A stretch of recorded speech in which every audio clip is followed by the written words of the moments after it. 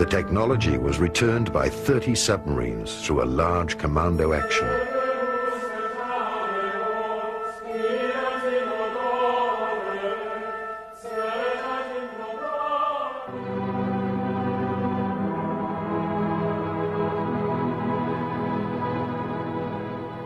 What do we know about Operation High Jump, about Admiral Byrd's expedition in the autumn of 46, the early spring of 47, to the South Pole?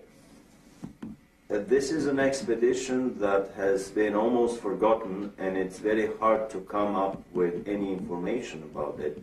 The few articles that were published at that time in, let's say, National Geographic magazine would not give any clue to the real intention of that expedition. However, recently we discovered a unique documentary film in color, 1 hour long, made by the US Navy. It was a massive naval operation that involved an aircraft carrier, several battleships, an armed submarine, and probably another 20 supply and battleships. It involved 4,000 troops, US troops, and the rumor is that there were also British and Russian contingents within these 4,000 troops.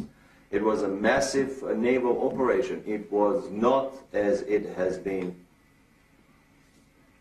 presented to the public, that it was a peaceful expedition to explore the natural resources of the South Pole.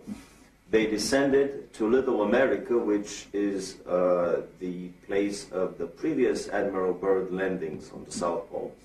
And then they started a massive overflight over the whole area of the South Pole. What was it that Admiral Byrd found on the South Pole? Incredibly enough, in an official American Navy documentary film, we found footage of what Admiral Byrd found on the South Pole. He found giant freshwater, never freezing lakes with areas around them that were free of any snow. And in that film we show footage of the Navy planes landing in these lakes. But even more so, he found, to his amazement, that his planes were disappearing very quickly. A lot of them crashed into invisible barriers and disintegrated in mid-flight. This is an indication that the Germans had already perfected the force field shields, and they were up and operational around the German colony at Neuschwabenland. When he was retreating, basically the whole operation lasted for 1 week. They started at the end of February 47, and by the first week of March they were through with the whole operation, and much earlier than scheduled, and they departed.